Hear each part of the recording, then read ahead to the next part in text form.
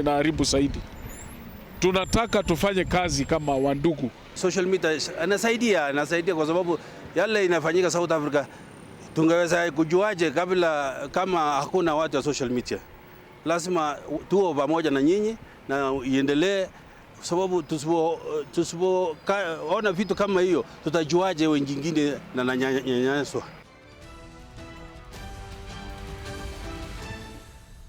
And yes, you've been seeing the reports, developing stories there, and the latest being that there are 2 more people who have been killed in the latest attacks in South Africa, and the government of Nigeria is planning to repatriate 600 of its citizens from South Africa back home, given the threats that they face. I'll start with the diplomatic matters expert, that is John Gashie. And for you, from where you sit, the framing of this particular issue, that it's xenophobic attacks, what do you make of it from all the reportage, whether locally or internationally? Thank you, Mark. I am a little uneasy, for lack of a better term, or that when crime, pure and simple, a criminal act, is to a large extent kind of given a different name to kind of create something special. What is happening in South Africa is basically, in my view, is a failure of law and order. And law and order deserves that foreigners and locals, everybody who is resident in the country, what enjoys the protection of the law. Yes. What if someone argues that it is within incidences of xenophobia that the law is broken? You have people breaking into shops, you have people assaulting others, looting and what have you. So indeed, the framing hasn't been wrong. I think perhaps the framing must have perhaps broken it down and brought it to what is happening is a breakdown of law and order. And in my view, the failure of the South African government to address the issue. Perhaps they are engaging in what I would call political scapegoating. Political scapegoating in that they feel that if it's foreigners, it's fair game in that regard. But it's fundamentally, this is a failure of law and order. Now, when we're talking about xenophobia, xenophobia is an attack on, supposedly, on others. And others could mean even other people of South Africa who do not belong to that area, isn't it? Not just nationalities. Precisely. Okay. So xenophobia, therefore, for me, is when you're being attacked for either holding a different view, a different opinion, a different perception, and what have you, but not necessarily that you're a foreigner. Okay, and Eric Odor, this is a big story for the East African, definitely, with a focus on Africa, the continent, basically. And in your view, has it been, you know, the framing has been off in terms of calling it what it is, calling it out? Yeah, definitely. I agree with Garcia here, is that what is happening in South Africa is basically breakdown of law and order and failure in the part of the leadership, because I've been in consultation with my counterpart in South Africa, and he shares actually the similar views, that if you look at the South Africa as it is right now, there are some promises and some beliefs that actually have not been fulfilled. And when it comes to access to the opportunities that are there, and if you look at the growth, the population of the country has been growing very rapidly, yes. But the political leadership has done nothing in terms of dealing with some of the problems that they have, and also exclusion. So to the extent that now there is hatred, and like he says, definitely what is happening there is just criminal act that is going on. So it has got nothing to do with the hatred that these people have against non-South Africans, as is being stated, but it's because people are actually angry and are not happy with the political system as it's operating currently. Okay, and Victor, you've been always careful, that's the Media Council, especially when we have our own instances of community attacking another community. And in this case, as we're hearing at least so far, it's not xenophobia in the strict term as it should be. And perhaps someone might say then the media in its reporting that, you know, South Africans are attacking largely Nigerians, and then you see Nigerians, reacting to this, then we're making the issue worse. I think responsibility We have talked about constructive journalism. We have talked about conflict-sensitive reporting. Yes. And unfortunately, all of us have worked in nation where the editorial policy had indicates very clearly that when you are writing about communities, you don't mention the exact community or tribe or clan that is mentioned. And you see, many times you read the nation, you would see a member of a suspected community or a community attacked another. It doesn't mention. You have seen when they are looking at the stories in Samburu, I mean, we have seen those stories. Or even in Mao right now. That's something else we'll talk about. We saw Western, region. So there's normally some cautiousness while we want to call it that it is, as it were. But lessons learned. And you cannot even say it is 2008 post-election violence because the nation editorial guidelines are predates, 2008. Yes. So there has always been that deliberate. Remember, in our code of ethics, talk about conflict sensitive. We talk about religious sensitivity. We talk about community sensitivity. And examples are given many times when a grenade goes off wherever in the streets, and you say that must be a Muslim fundamentalist, or Islam when it radically, you know. And you as a journalist in the newsroom, how do you have known and even measured the level of their fundamentalism? Okay. So that's a cautiousness that we, and that's what we. And in this case, how would you judge it in terms of the reportage for South Africa? And that's exactly. Either our media houses were picking online content, or depending on a few of correspondents based there, because I didn't see Nation, for example, bringing Chris Erasmus, their correspondent, to give them. So we were largely depending on other correspondents whose maybe editorial guidelines might not be, but like colleagues said, you obviously saw when the stories came out and it was specific in our reporting that it was South Africans attacking Nigerians. There was an immediate repercussion in Nigeria. Yes. When even people are using fake photos to say this was DRC Congo, very old photos, there was an immediate attack, reaction in DRC, you remember. Yes. So that's the kind of things we are talking. In fact, the worst was that when people were using very old clips that they were not even relating to the incidences that were happening to stir that emotion. And colleagues have said online, journalists are not competing with online. Journalists have a professional responsibility. We are not, whether there's breaking news, whether there's not. The professional tenets and ethics will tell you there are things you can do, whether for breaking or not breaking. And I know, because I've read quite a number of, even your online guidelines, both for Media House Radio Africa Group, Standard, Nation, and others, KB, which say you rather come late to the market, but with factual news, than be the first to break, but wrong news. John Gashe, then why would you say it has been seen as, or at least right now, South Africans versus Nigerians, and even to the extent that they want to repatriate 600 of their citizens, and even closed at some point the embassies in Lagos and Abuja? This is the government definitely knows that people are under danger, or in danger. Yes, I would say that perhaps, as we said earlier, as my colleagues here are saying, what is happening in South Africa really is that perhaps we are having what you call the residual issues that the collapse of the apartheid regime or the apartheid system has not been addressed. Having said that the political infrastructure in South Africa at the moment has failed, in my view, to address the salient structural issues that lead to this, therefore, profiling and identification. So if you're talking about then, it's easier, you're looking for an easy target. And it's easier anywhere in the world to target others. And others, in this case, are in the South African context, will be others from outside South Africa. So it is very easy. And I think, is this then specifically targeted at foreigners? Might be. However, you would have to be very careful that once the foreigners are then gone, you can also use the same against the Xhosas, against the Zulus, and against the other South African communities.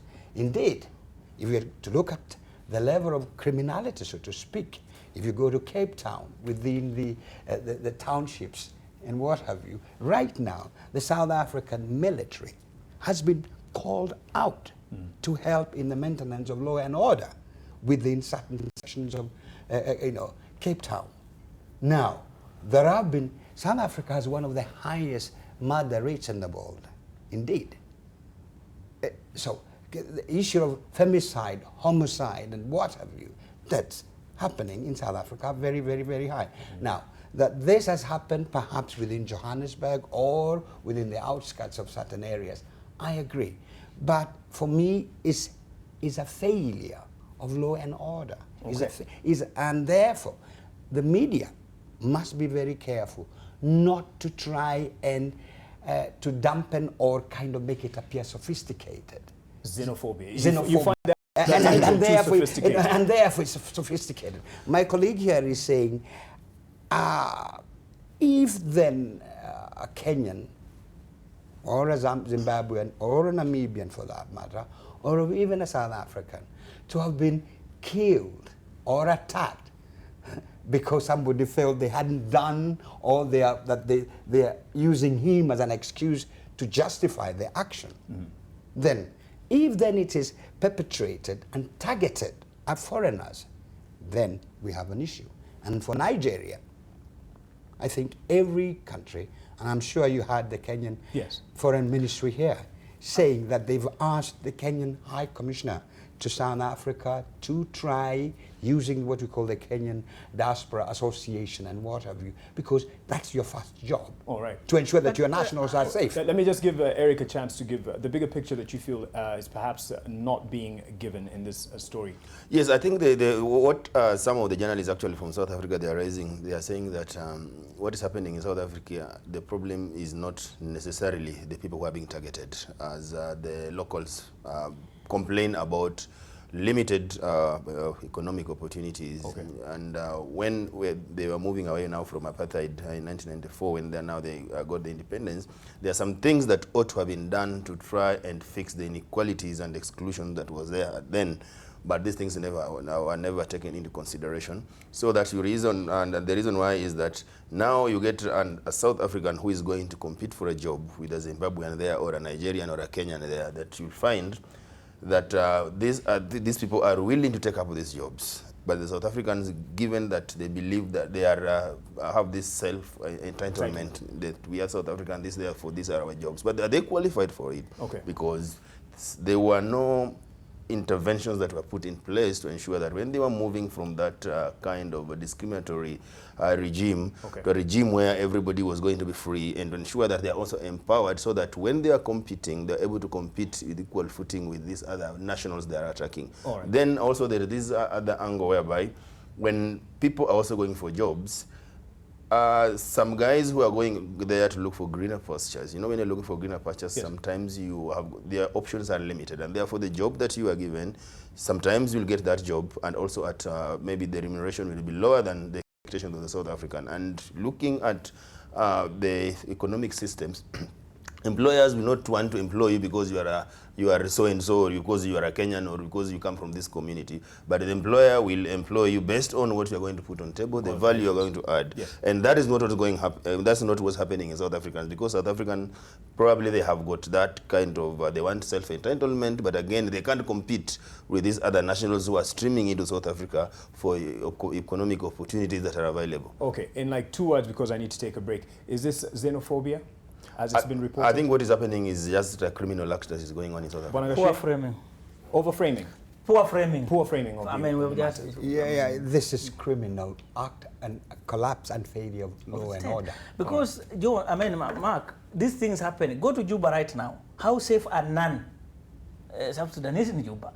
Go to Tanzania now. You know, these things are happening. But so when we move away from state failure, where a state has failed just to provide security, because that security is even secure for some of the South Africans themselves. Yes. So we must look at a bigger, what is happening in South Africa. The state has just failed.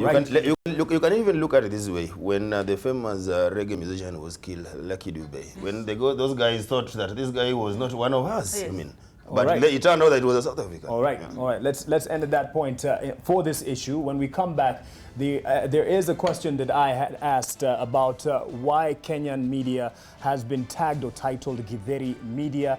Is it poor professional standards or more quacks in the business? We'll find out after this, the responses that is.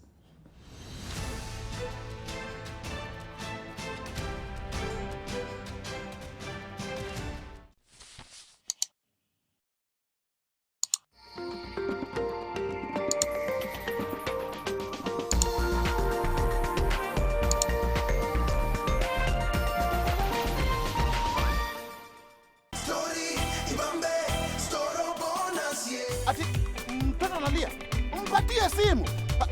Ongea zaidi au ongeza bundles ili uweze kufikisha target yako haraka haraka. Alo, Johnny. Nawe kila wakati. Now you can get your Uber ride with a phone call. Call 0800 722 000 to ride. Discover the all-new Nivea Nourishing Cocoa Lotion, specially formulated with Nivea's Deep Moisture Serum and Africa's natural cocoa for 48-hour deep moisture.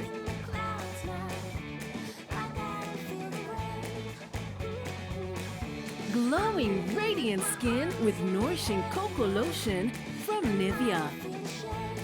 Get 48-hour deep moisture from the new range of Nivea body lotions. Extraordinary could be right there in front of you, without you even knowing it. It's something unique, rich and rewarding, full of character. A bold expression of flavor like no other.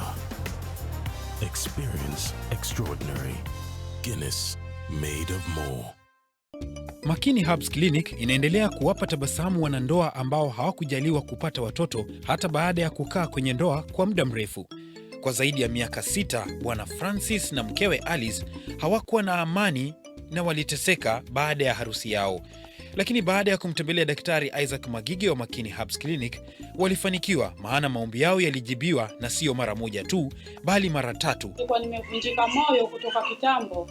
Sikudhani kana kwamba hizo dawa zitanisaidia, lakini nikijua kwamba Mungu pia, acha tumpitishe Mungu mbele. Kwa sababu ushauri wa Dr. Isaac Magige ulitusaidia hatimaye kufikia kwa lengo tulilokuwa tunahitaji. Na Mwenyezi Mungu alijalia matibabu, mama uvimbe ukaisha, uvimbe wa fibroid, na wakaweza kupata mtoto wa kwanza na wakaendelea na maisha yao kawaida pale nyumbani. Mwenyezi Mungu akafungua njia, wakapata mtoto wa pili, na baada ya kupata mtoto wa 3 ambaye ni Edward, ndio waliamua kuja kutoa ushuhuda wao. Makini Herbs Clinic, tumaini la afya yako. Utaenda. This has to be an allergic reaction to something. Ati allergy? Hakuna allergy, ili Ebola. Fair. Nijipate napanda gari ya mtu waleni nipati. Hey, Mungu akuwa mjinga kuniumba na miguu mbili. By the time I'm done with her, she will not even be dreaming of a wedding. How many times have I told you to always press the toothpaste from the bottom? I like it when you're petty. That means you love me and you want the best out of me. Do you have what it takes to become the next generation of great innovators, corporate icons, and renowned engineers? Enroll now for our September 2019 intakes, Moi University, the foundation of knowledge.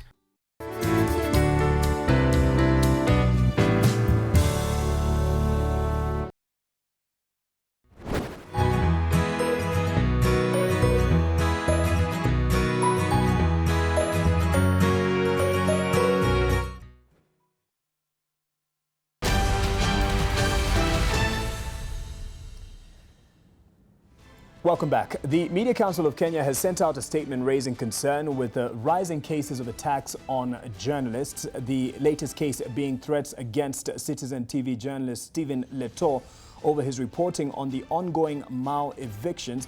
He tweeted late last week, my rural home in Enoretet village in Kilgoris constituency, Narok County, was last night attacked by unknown people. Here's what the Media Council CEO David Omoyo had to say about this and more cases. In every instance when a journalist has been attacked or threatened, the Media Council has taken up the case. Even last week, I think I had written a letter to the Inspector General of Police listing 13 cases over the past 1 year that we wanted followed up. He submitted a very comprehensive report to my office about all the cases across either threats across the counties, business people, politicians, and mobs of people. We have a few cases. I think we have 3 cases going on in court. Sadly, we have several where the journalists have withdrawn the cases. And it's very bad when a journalist reports an attack to us. We take it up with the authorities, and then they go and sign certain agreements and withdraw from the cases. So any case we receive of a threat against a journalist, we are able to follow up with the DPP, the police, and the DCI. That is the outbreak of social media has allowed now people to attack journalists anyhowly. And then we have what we did not identify any organized and institutional deliberate attempt. It was just part of trolling and people feeling that maybe he's abandoning his community and all that. But we issued a statement to the same and asked police to investigate whether journalists are being threatened because of their reporting. Because you notice he did not order eviction. He simply reported on what was going on the ground. And I think the community him to be loyal to them and not report the truth. But we spoke to the DCI, we issued a statement, we expect that to be found out. But we were in agreement with the leadership at Royal Media Service that this was part of just a general attack because of heightened political tensions and the feelings around that place. And we know this story is still big, that is the Mau evictions, and reporters will still be on the ground and reporting what they see and at least giving some context to it. And as we get into our view of the narratives therein, first of all, if you may, from the Media Council perspective, at least from this particular case, the latest case from the Citizen journalist, the backstory to this, and let's not run away from what is facing us. Perhaps the issue here is his name betrays him. He's called Stephen Leto. And this is a story that has a lot of emotions in terms of the communities involved. I think, Mark, we are a country that's made up of tribes. Yes. And to run away from the fact that we are sometimes branded or sometimes looked at through where we come from is a reality. I mean, like you mentioned, the issue of your name betrays you has been there. Yes. I mean, look at our elections, 2007, 13, and the book you did on the Nairobi Roundtables, and the issue of tribalism, the issue of people being looked at where they come from and how they reported becomes something we can't ignore.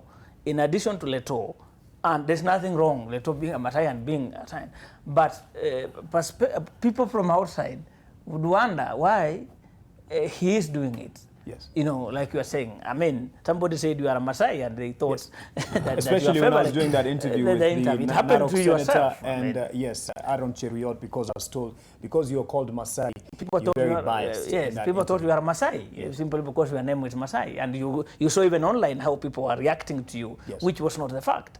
I mean, in addition to Leto, so for that reason, I think risk analysis would require, for me as a person who works in safety of journalists, would have required that if that feeling, because that feeling started earlier when, for example, Leto took a photo or somebody took a photo of him on Honorable Tobiko's chopper, and it was already that was already an indication that people are thinking that Leto, Tobiko axis, and they're looking of things from there. So that was already enough a factor to be considered when he was being assigned there. So to me, that risk analysis is very important, because in addition to Leto, there's Paul Letiwa, a Nation reporter who did the Samburus, the conservancies, and he's hiding. He had to run away because he comes from the area. He had done a story twice, he was chased away, so he went back again, and these guys targeted his home, his uncles, the same thing, and said these guys were helping them and they can't listen. So he was reduced to these guys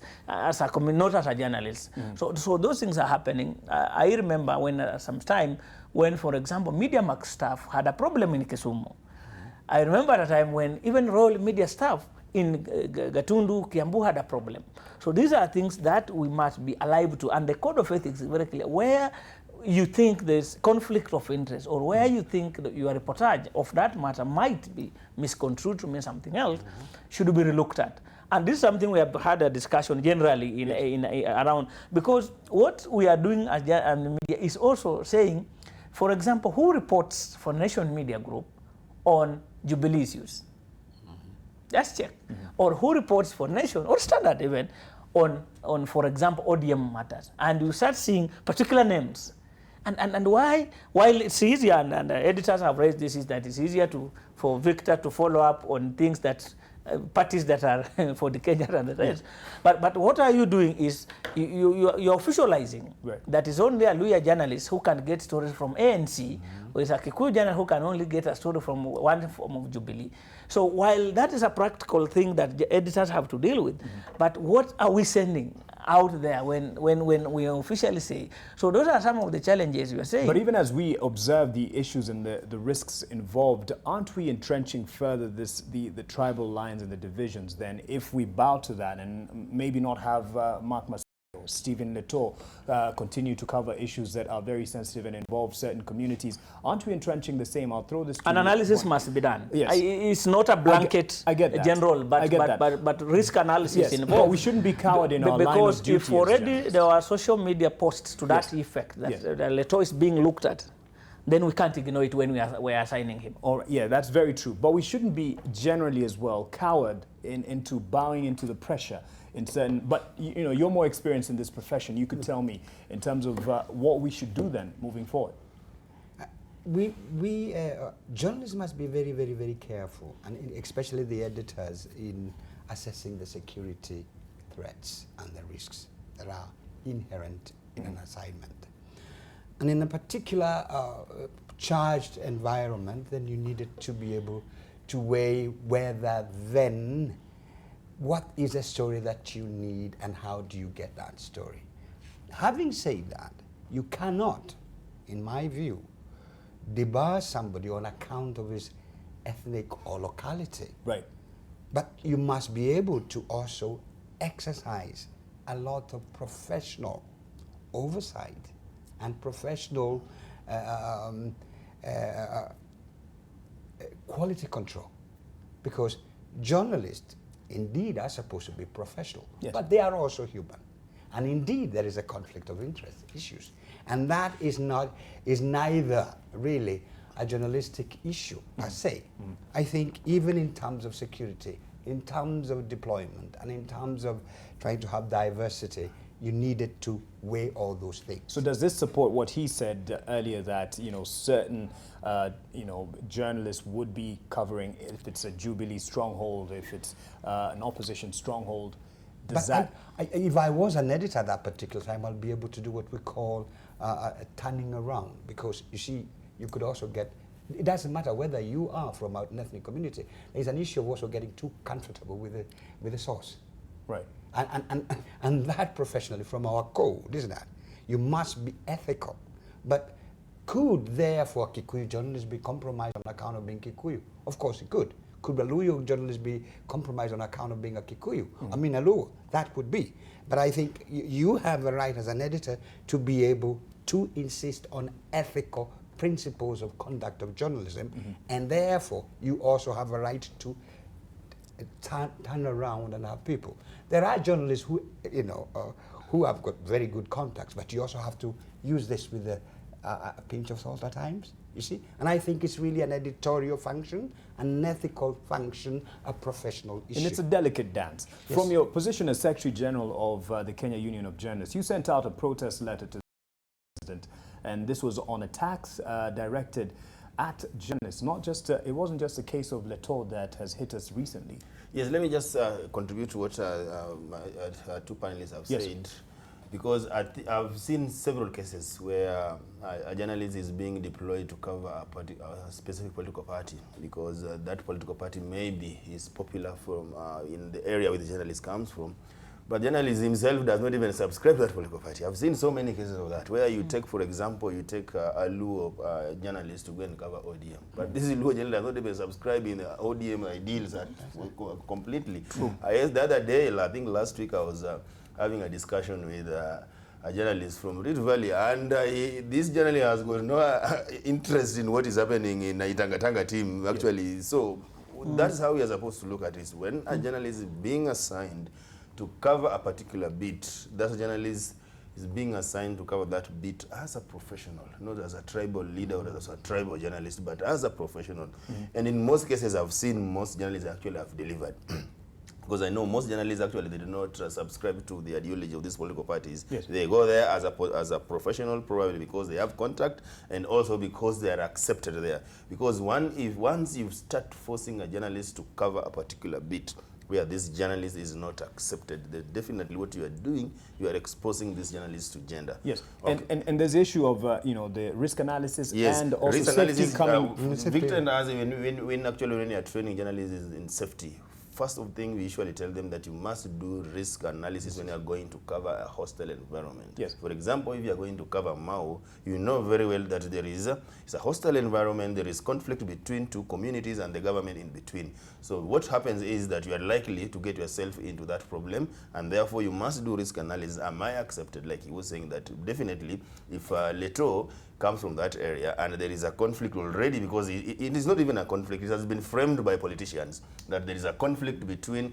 two communities who are residing in that particular area, and you happen to come from one, definitely you are going to be a target. So that is why it's important to do risk analysis when we are going to do that. In the name of professionalism, and then there's safety. Perhaps let's use Leto as an example. He wants to still report on this because he's passionate. He's passionate as a reporter. Yeah, he wants to report on that. If we tell him, no, you're off that beat, then that's carrying to what the framing that has been set by. No, yeah, but definitely, you know what we are doing here is that we are also just saving Leto from that's because we still want Leto to tell us another story the following day. Yes, because if you send him there, yes, safety comes first. Because if you send him there and the community that is opposed to the community where he comes from gang up against him and attack him. And you know, when some of these guys, when you are going to there, some of these guys, they don't care. They can even lynch you. Yes. So then when you are taking that risk and you are going there, and then you lose your life in that process, and you're going to be unfortunate. Something that can't be prevented. So if you do a risk analysis and you realize that me as so and so, if I go and cover this particular function, I'm not going to get it easy. I'm going to get myself into trouble. This area is a hostile environment for me. Then you'll rather step back and allow a colleague to go and do it. It doesn't take away. You'll still have actually you still have a chance to cover another story. Right. And you want your response to this? For me, I would say this. I think the role of an editor and the role of editors in assignment and deployment, the first thing is the safety. Really, this man has some military blood. We hear deployment, right? so the issue of safety and protection of journalists, because you want your journalists to be safe. True. You cannot, as it were, on account that a journalist feels so strongly about a particular story, that you throw him to the dogs, so to speak. I think professionally, ethically, you have a right to say, as my colleague has said, this is too risky for you specifically. Yes. And also remember, for us as a media house, what do we want to do? We want to get a story. There is no story worth dying. Do you understand? That's true. And I think, therefore, you also have to be careful again of your journalists also slipping, so to speak, or being compromised. Conflict of interest. Because there's one thing there are so many things that are at play here. The one thing must also warn you as an editor, if you fail to do that risk analysis, and this journalist actually go there and gets himself or herself into trouble and is injured or is killed, you'll be held liable and you can be sued for that, because you had the president that had been set before. So you as an editor first, sometimes also trying to cover yourself. If you assign this report and you did not do risk analysis, and something happened to this report, you not get away with it as an editor. That's one thing that I must also want. Okay. But having said that, I think you had asked me something to talk about our protest letter to DP. That is true, yes. We did a protest letter to Deputy President William Ruto, trying to raise concerns over a number of cases that have taken place in functions where he was presiding over. And we started with the case of Baringo, where journalists were harassed there and attacked. After the latest case that took place in Kirinyaga, whereby we saw his security team manhandling, and actually they even arrested and detained the journalist for some minutes without any justification. So that's what we are saying, that him as a political leader, him as a leader who swore and actually took an oath of office to protect the Constitution, because the Constitution protects the rights of journalists to do their work without any interference from politicians or from commercial interests. So if these things are happening under his watch and he's very quiet about it, then definitely it means that actually he has endorsed Because if he's doing all this and his handlers are doing all this and he's quiet about it, then the handlers probably will know that this is the best thing to do. But if they are doing this and you're able to tell them that no, and that's why we are saying in our letter to him that we want you to come out and apologize to journalists and make political, actually public pronouncement on this matter, that actually he does not condone, so that we can see action being taken against his security team and the handlers who are doing. And I was also saying that even before, last year, you saw one of his an officer in his office actually telling a journalist from the recordings you got that, oh, you know, you have got so much powers that I can influence. You are sucking from the media house where you're working. So basically what we are saying that the office of the deputy president actually is condoning harassment and intimidation of journalists. And it should not be tolerated. Where does this case for Leto, for example's sake, hopefully it doesn't happen again, but where does it end? He's reported it and it's, it's at your desk, but then there's a concern raised by the CEO that sometimes journalists don't follow through these cases and perhaps end up in an out-of-court settlement of something or other. It's not an easy thing. I've been a journalist myself. Yes. I'm still one. While the 3 Ps under the UN Action Plan will require the issue of prosecution, investigation, and what, but sometimes it presents practical challenges to a journalist. It's true, out of the 13 letters, the 13 cases we wrote, it's only 1 or 2 which, the Bongoma case and others, which the Machakos, where people have been arrested and it's going on. But a number of the others, that journalists either, like you're saying, have not shown interest to follow up the case, and the police have been calling them to go and be witnesses or write statements and have been willing. And I have talked to, we have talked to a number of them, sometimes purely a practical challenge, and the fear of the unknown, because you have injured me or harassed me, I've reported you are the governor in that area. Now, should I pursue this case and I follow up and cases, how safe am I to continue reporting from that area? Okay. So sometimes it's purely, some of them, yes, like in one of the cases, a guy told me they even used his parents, his father, they bought him his phone and everything, and even used the family to have him drop the case because they have replaced. So he was telling Victor, I really want but what do I do in a situation where they have used my family to calm me down and say, this is your phone that was broken? So the guy was a little under pressure, but we are saying, it's not about you as a person. Yes. But if we are going to use your case so that we set a precedent so that more journalists are not harassed like you did, look at it in a bigger way. Don't look at it, because we must have people to sacrifice. If everybody wants to play safe and say, how will we ever? Because every year the UN Secretary General, is sending us letters every time to remind us of cases where journalists have been harassed in Kenya and nothing has happened. We push the Secretary General, the CEO wrote a letter, he responded and said, his officers are equally frustrated because journalists are not showing any interest in following. But there is the issue of intimidation, for especially those at the Mashinani level, because they know where you live.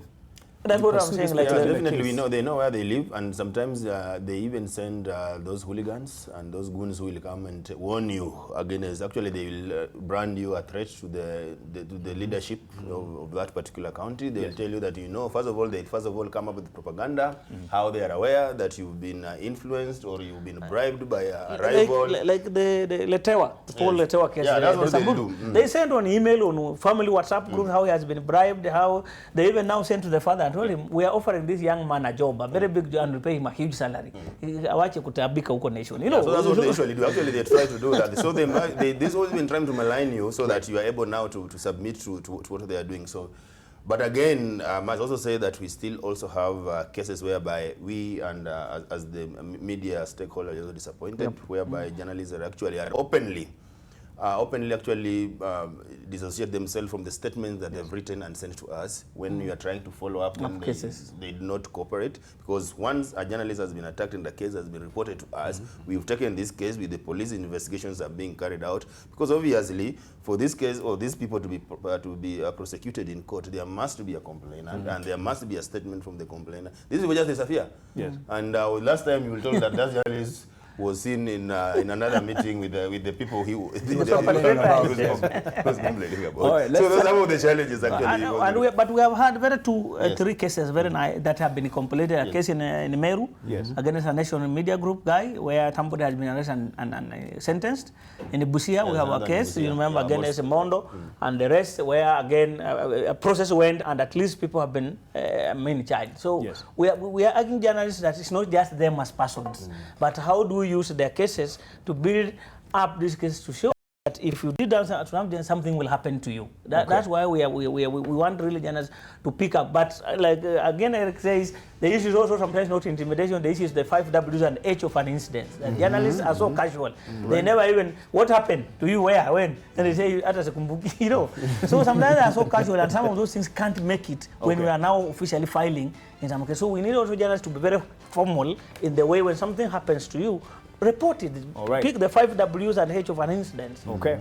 Now, we've spoken about the rising cases of threats, but then there's the lower level of standards in terms of professionalism that we need to address, and that was actually addressed in a meeting earlier today by the Media Council. We asked, do you think the title Githeri Media is justified, and why? Ken answers, I voted no, it is not justified because that is disrespect to Githeri. Ouch. So we'll get more responses. There's so much more because this is a poll that's been put on NTV. It's been pinned on NTV Kenya Twitter handle. We'll be getting to the standards of the profession after we come back from the break. Stay with us.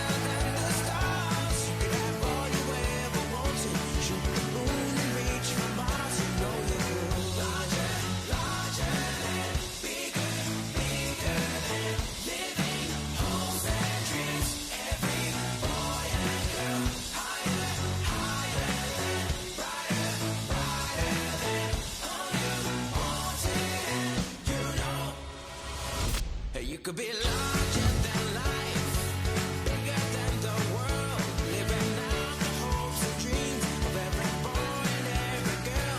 You could fly higher than the sky, shine brighter than the stars. You could have all you ever wanted, shoot the moon and reach for Mars. You know you could.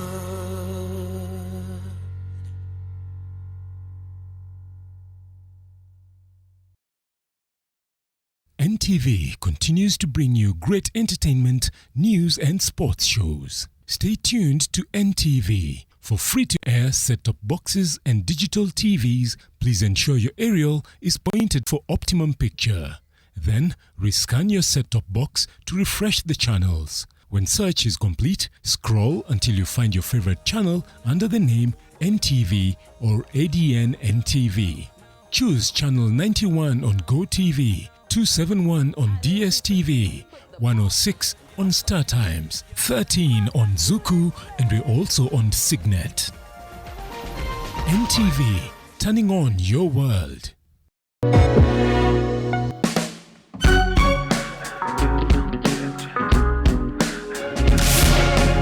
Snakebite injuries are very common in Africa, and despite this, access to antivenom is still very low.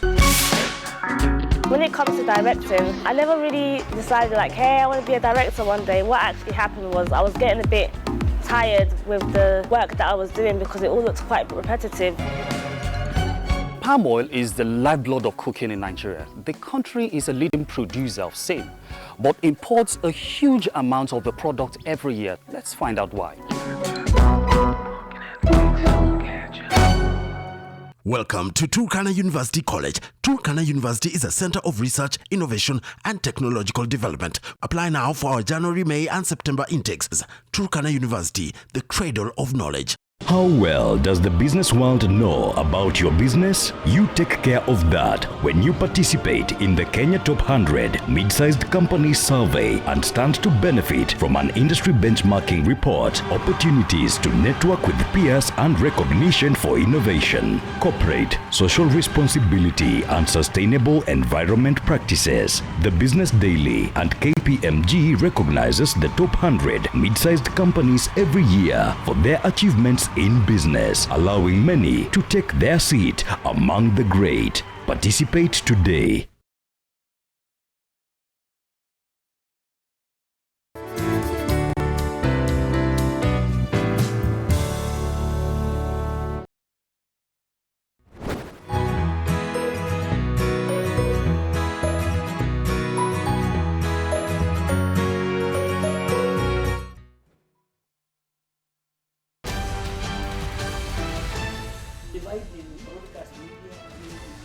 Well, the conversation always continues during the breaks here. And yes, there was a poll that we asked in terms of the justification, whether it is there for anyone to refer to local media in Kenya as Githeri media. We all know where that came from, is over the election period.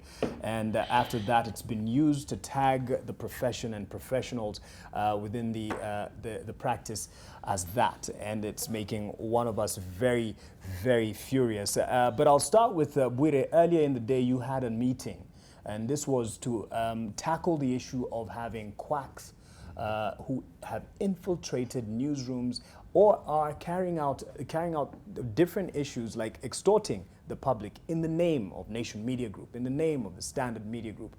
And there are things that the measures that you're putting in place to curb this. How bad is it? The situation is bad. There are a lot of brokers and middlemen in the name of collecting and selling news. There are a lot of people who have bought recorders and pens and recorders without batteries and microphones, which they walk and hawk in town. So you go to a press conference which has nearly 80 people claiming to be working for wherever, and they will look around and see which name, if Mark Masai is not. I'm not surprised to see your name on many lists, Mark Masai, and they're right there, and you are not there. I mean, so that it is happening. It's not something we can run away and say it's not happening. It reached levels where in Mombasa we had an event attended by 112 people. We had in Nairobi here an ANC function, 80 people. We had in Kitale where 200 people attended and said they're journalists. So these are things that are real. Yes. I mean, people took even photos and they have sent it to us where you see and we're under the people fighting for VAT instead of asking tough questions. I mean, genuine journalists have sent us photos of people who threaten them, and in Nairobi they walk with broken bottles, those quacks, and threaten the genuine journalists in Takudunga, you know. So it's that bad. It's not. I mean, so that situation reached where people are fearing even to go to pressers, especially these political trade union related. People fear. People would want now to go to hotel based where at least you are sure of So it's not an easy situation. Okay. And well, initially, I mean, twice people have been arrested. I mean, so it's not something. In fact, now there's a group of 6 ladies who are known, who can sometimes they even now steal from the colleagues' laptops, recorders, and what. So it's that bad. Okay. So that's why the council obviously took interest after receiving all those complaints, which we have shared with the colleagues. And for a reason we had to act. Now, one of the challenges we have mentioned many times is that the issue of vetting of proper journalists cannot take a day. People want immediate result. The vetting of judges took how long? The vetting of police officers, the Kavaludi team, took how long? But people would want media councils to vet in a day and get. So it's a process. Now, while the 2007 Act was very clear, for you to practice as a journalist in Kenya, you had to have, a press card. It was already required. Now, the 2013 Act removes that actually, and only talks about a foreign journalist. They don't obligate a local journalist to. So it has been a practice because people had already started under the 2007 Act to get a press card. Now it comes to 2013 Act, they remove the obligation, especially from local journalists, to get a press card. They only allow international, they only obligate international journalists. So it only says Media Council must ensure international. So when we started implementing, we found there's a loophole there's nothing that obligates any journalist to do that.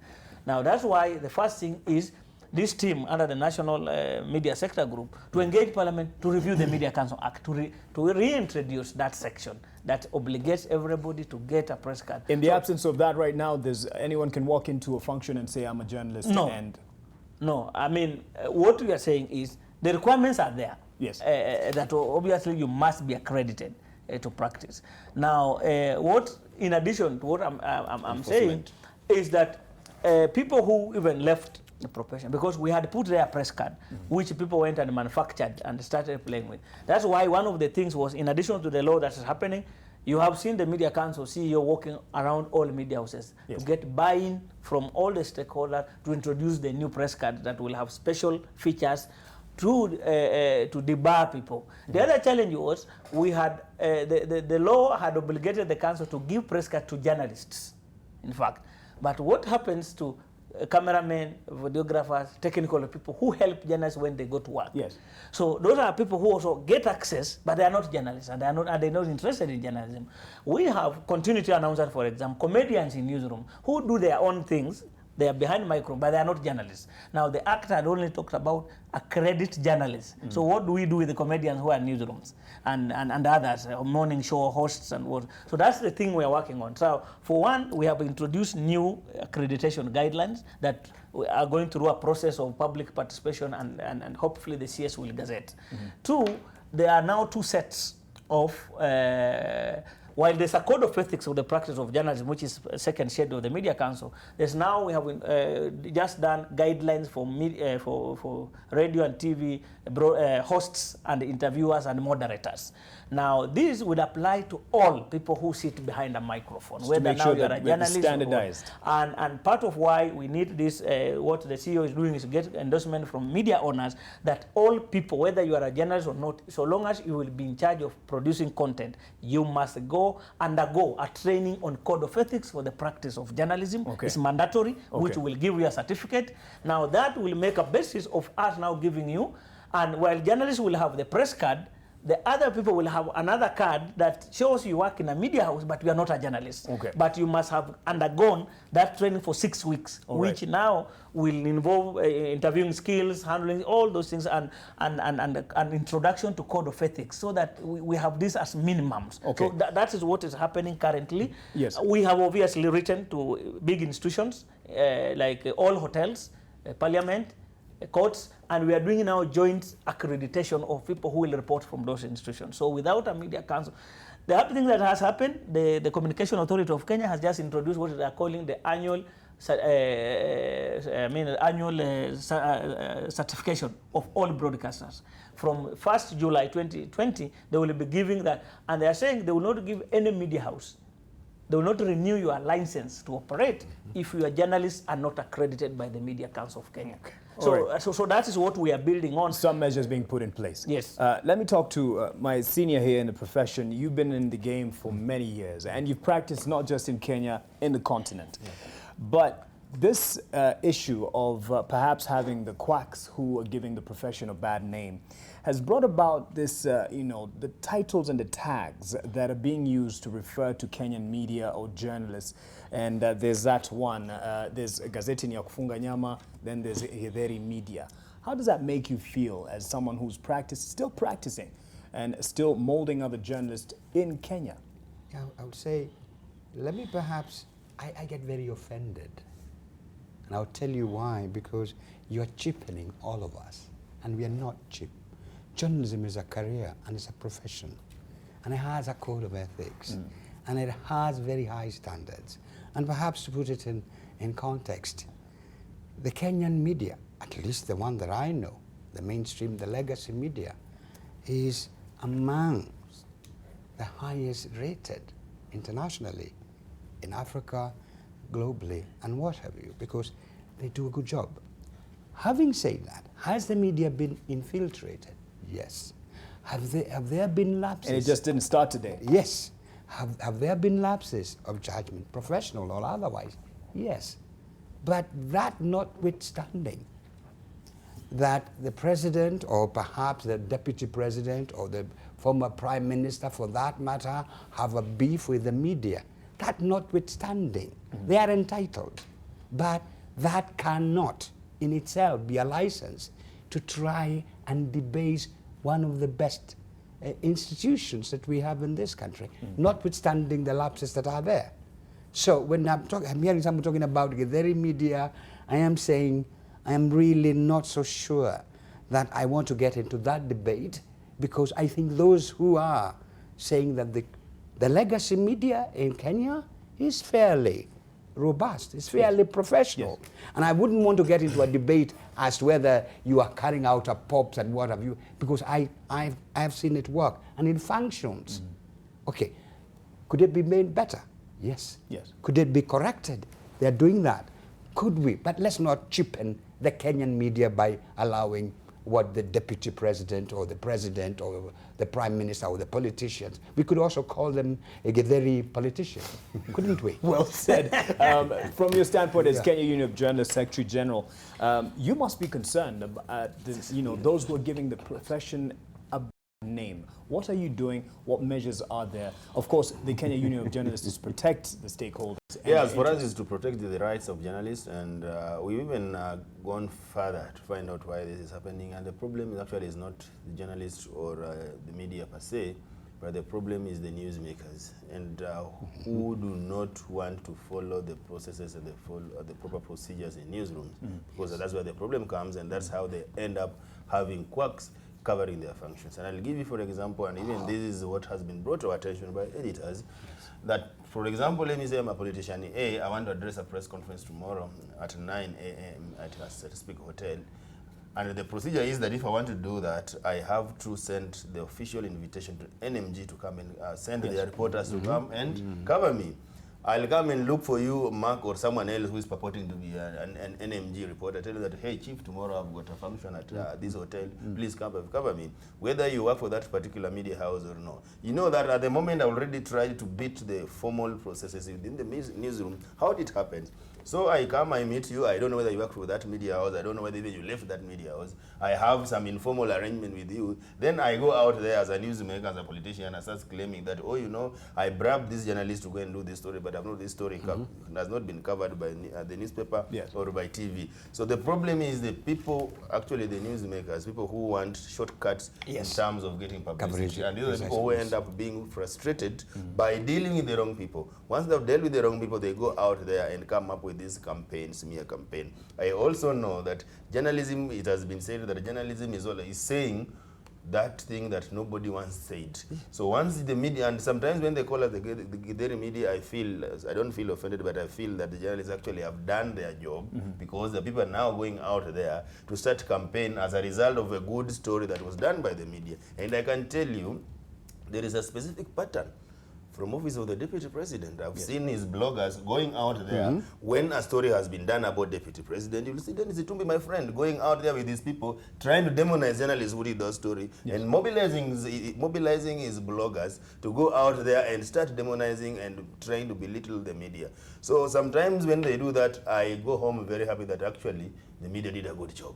Sometimes also be positive about the reactions, not because the media actually did not do what they are saying, actually not because probably the media is they're saying, but because the media has actually removed them from the silos where they're hiding and actually brought out the issues which they did not want the media to do that. So sometimes it's all about the propaganda and the campaign to try and do away with the good job that the media is doing. And some is purely political. Yeah. Because 2-3 times you have seen the stories that are purported, I mean, where the deputy president was writing about Standard with the story. They were the same stories, the People Daily, but he only chose the Standard.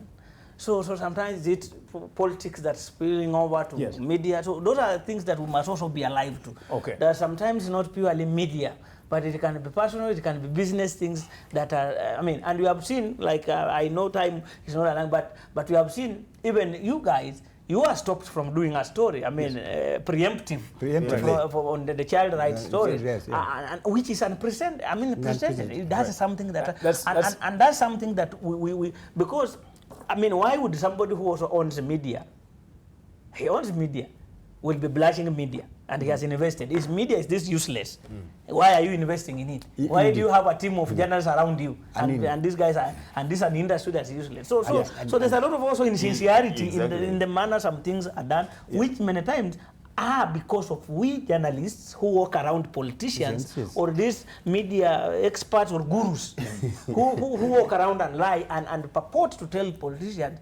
I worked as a PA to a minister, so I know some of these things I'm talking about, how people want to handle media. And sometimes you would see somebody, how even a person who has never gone to school, but we were Standard fanya hivi, and then you ask, when did you work in Standard? Do you know anything about journalism? So you would hear people talking about intros and you ask, what is an intro? But because even the challenge you are seeing at the counties, you have seen, is the people who are now media advisors or governors, press services, or who are harassing media. These are people who ought to. So these are guys who feel insecure. And basically, you've even seen people even coming up with fake headlines and people even trying to do fake newspapers and headlines out there, even doing apologies that are actually not there. And so that basically tells you that media is very powerful. And there are those people who want to see the sway. But in any case, needless to say, Mark, I think the media have never been the darlings of the powerful. Never have they been. And we should never aim to be there. Precisely. And perhaps I think that the media should not engage in what we call self-berating. And we cannot allow the mainstream media to engage in flagellation. You know what I'm saying? I think we a big word. That's it. We cannot engage into Cardiff, that's a Cardiff guy now. Right? we cannot get into that. I totally am with you. And we don't allow that. I think yes. And you've mentioned something, Victor, that we need to get into before we leave. And my producer will allow us to just jump that issue of people being arrested at media houses because there's no obligation on our part to protect anyone who comes forward. I mean, it's a risk analysis on the part of the newsmaker. If we know that he's being looked for, I mean, once he comes to the media and you have done an interview with him or her and he's outside there's nothing the media can do to protect.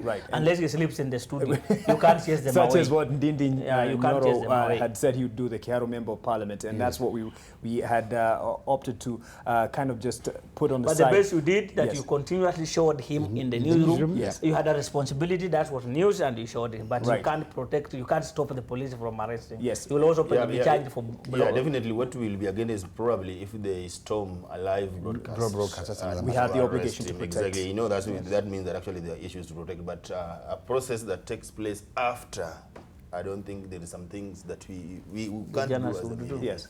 All right. What they're discussing there is the arrest of the Kiaro Member of Parliament, who actually has been arrested at 9 p.m. earlier this evening, and he is in custody. But it played out yesterday. Royal Media Services. It's also a cautious thing.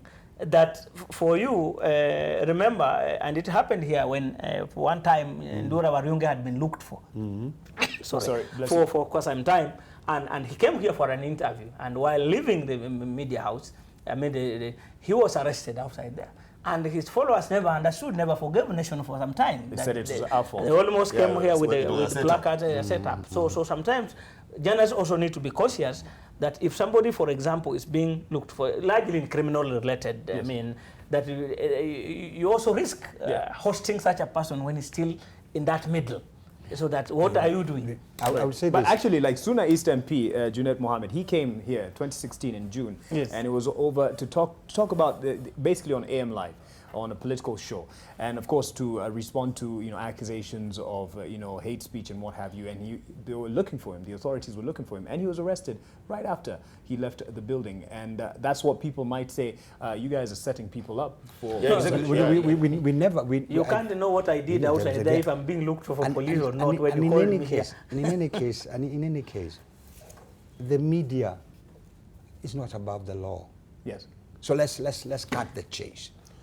And the only thing that the media houses and media the student where we are is protected. Indeed, there'll be trespass, isn't it? And I think if then I have an issue with the law and I get out of the nation, then that's another matter. But I cannot. The nation would not want to be accused of being an accomplice unless then your sanctity where we are now is being invaded. And the broadcast code, actually, if you read the broadcast, the program code for broadcasters by the Communication Authority of Kenya, it's very clear. If you are hosting a person who is a criminal or a suspect, precisely. Now a criminal, or they were talking about somebody like who will like knowingly, yes. After you finish the interviews, you hand them over to the police. Precisely. Otherwise, you are an accomplice in a crime. You cannot. I know 2 cases from Radio Jambo where they hosted somebody and he was talking about how he was a rapist, what he did. I mean, and after that, it was a big issue, and 2 people, they handed over at least, what I know. So, right. And that's the program code which you broadcasters signed into. But you see, Victor, sometimes if you look at the case of Junaid Mohammed, and also you look at the case of Dindi Nyoro yesterday, it tells you sometimes we as the media, we allow these guys to get to the platform actually to play out political games. Precisely. Because basically sometimes they want to use this platform for the purposes of getting popularity. And that's what is sometimes happens. So as the media, sometimes we need to be very careful about that and be cautious. Being used so again sometimes. We are being used. These are the people who knew very well, I'm sure Dindi and even Junaid Mohammed, they knew very well that we were being looked for by police. And therefore, but they wanted to make a spectacle. Exactly. So and that means that when you go there on TV, these people will know that we are looking for Junaid ndio tunamwona kwa NTV, twende pale Nation Center chini tumoja kitoka tushike. And did you see? So, and they know very well that is going to happen. But now for them to get political mileage out of it, wanakuja and so that you. So we're playing into their trap. Yes, exactly. and I think the media must be careful in search for numbers, the eyeballs. I've heard you many times kind of justifying excesses on account that there will be eyeballs, the opposition do that. And I think we are a legacy media. We are not in competition with social media. We cannot afford to be. We don't have the systems. We don't have the technological. And professionally, we cannot debase ourselves to that level. Right. We are not rumor mongers. Journalism and forget this. We are not rumor mongers. We are not rumor mongers. Let's do journalism. Let's address one thing here and let's get closing remarks on this. On the 1st of September, NTV Investigates, you've mentioned this, Victor. It was meant to air an expose on the Child Welfare Society of Kenya, but that did not happen as a government agency acquired a court injunction to stop its airing. Whereas this is not a conversation to attack the courts, as it is within the rights of an individual or an institution to perhaps get an injunction where they feel aggrieved. This does set a precedent in terms of how we carry forward investigative reports. We're still keen on pursuing this particular case in courts in the right channels, and a similar story, however, did air on KTN. And this was on the lead, and this was last Tuesday, documenting the sad story of poor Kenyan minors neglected and abandoned by the Child Welfare Society of Kenya. This is what the Media Council CEO had to say about this issue. I know the matter is before court, but I do not think that the law in this country allows for that we can call that gagging of the media. you are getting a preemptive order against journalistic work, because the law already allows for anybody who has been defamed or threatened or was lost to be compensated adequately, either financial, or you can even have the media house punished in any way. So in that case, then we do not think that you can start issuing preemptive orders before journalistic piece is done. That is, it can be misused to cause gagging, because then if it means that if a journalist is doing their work, when you call a source to get their side of the story and they're uncomfortable, they rush to court to get a preemptive order. That is a threat to press freedom, and we don't think that it should go on. Let me start with, you wanted to say yes, something I would say this. I think in this country we've had a lot of people abusing the systems, and I think the lawyers in this country and the politicians have done that in the past, that what they call preemptive, they go to court to stop that you shouldn't be arrested and what have you.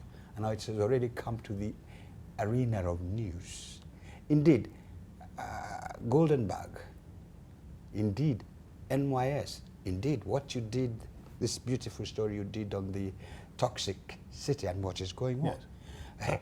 Then I could also say that possibly you're trying to, so it's a gag order, and you're using the legal system here to really try and affect media and information and flow.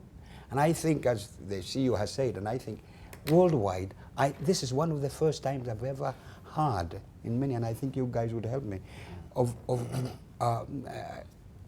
somebody going to court and having a media house debarred. This is one of the rare cases. I mean, this is one of the rare ones that I have heard. Yes. I haven't heard this in the US, in Britain, or in Germany. It's very rare, and I think for it to have been issued without then proper determination, it's really a back, what you call it, behind the backs into gag the media. Yes. It shouldn't be allowed to, really. It shouldn't be allowed. It should never and never ever. I'll say this because I know we had a similar case last year, but this one actually, the story was actually had run. I think the first had already run, and someone went to court, actually stopped. I think it was Daily Nation that had been stopped. And personally, I did raise these issues with Chief Justice, Mr. Maraga, and Maraga responded that in such cases, I think there are two options that we have as the media. One, if we believe that the system was abused by the judge, then we can make formal complaints to the GSC so that they are able to investigate and find out if definitely the system was abused. Number two, the judge, Chief Justice said that we can also pursue the matter by appealing, so that we're able also to get justice. So I think those are the two options that are still available for us. Which I believe our legal team has. Yes, I believe those two options that are available, that our legal team should be able to work on it, so that we do not allow this to continue, that can be used in future. Because if it goes unchallenged, it means that will be the death of investigative journalism. I know that tomorrow I'll engage in a problem, in some dingy or some fishy activities, then I'm told that NTV is investigating what I did, then I'll go to court and get those preemptive orders. Then definitely that means that we will be killing the society, because definitely we know in this country that there are a lot of cases that are under investigations, and if journalists cannot actually tell the public these stories, then definitely we are killing the society. Journalists must be allowed to do their work. If they go against the law, like the CEO has said, there's the defamation laws there, go and sue. People have gone to court. If you don't want to sue again, we have the Media Council Complaints Commission. Go and file your complaints there. Actually, we usually encourage that go to the Media Council Complaints Commission. You will be heard, and there will be justice. So by the end of the day, again, if you are not satisfied, again, you can still go to Multimedia Appeal Tribunal again, where you will be heard. If you are not still not happy with that, then you can go to court. But this issue of preempting the stories that are being done by the journalists then means that we are condoning corruption and abuse of office in this country. Okay. And it's yes. Our Constitution, Section 33, talks about freedom of expression, and that is very specific. It talks about everyone has a right to receive, to impart, to share information. The only way you could debar that is when you raise substantive issues of national security, propaganda morality, and what have you.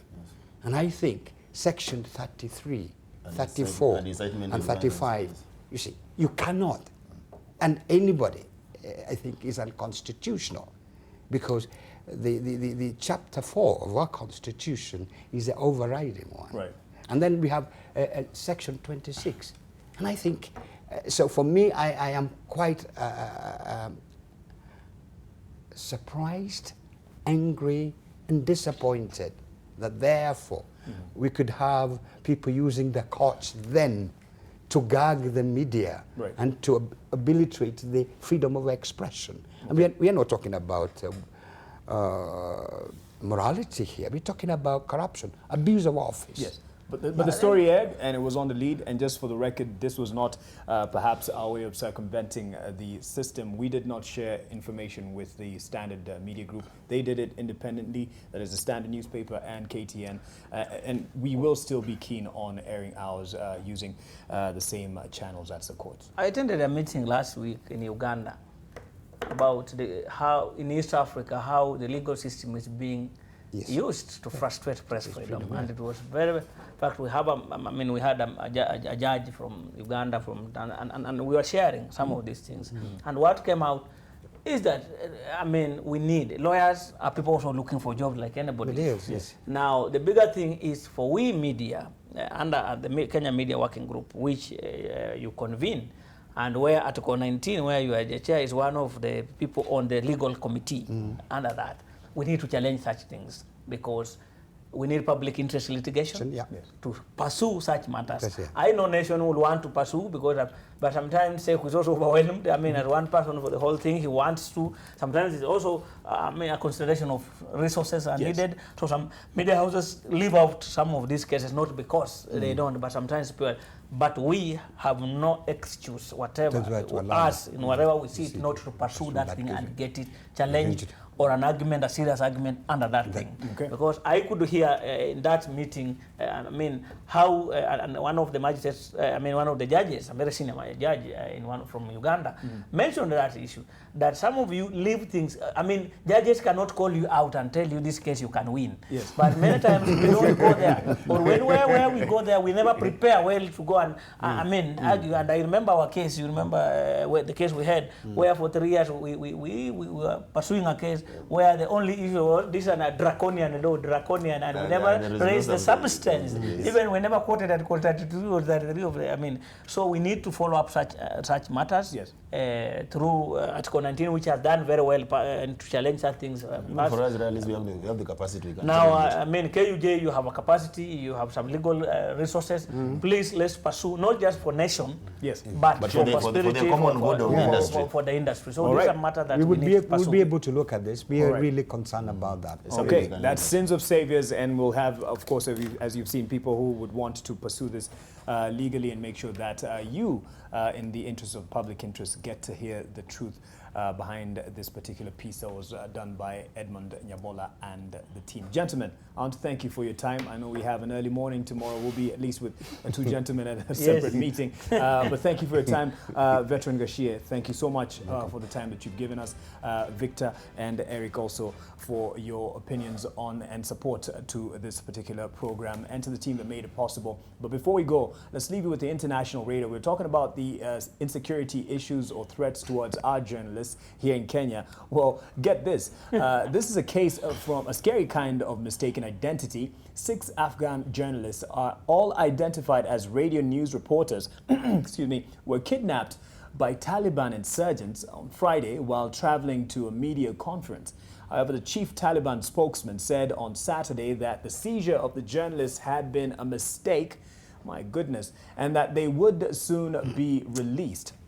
Initial concerns about the group's safety intensified following the news that a government human rights advocate traveling from Kabul to a western province on Wednesday had been abducted and shot dead by local Taliban fighters in Wardak province, a Taliban stronghold. Now, his death sparked an outcry among Afghan and international rights groups. In the case of the 6, no direct contact has been reported with the missing reporters, and there has been no independent confirmation that they are alive and unharmed.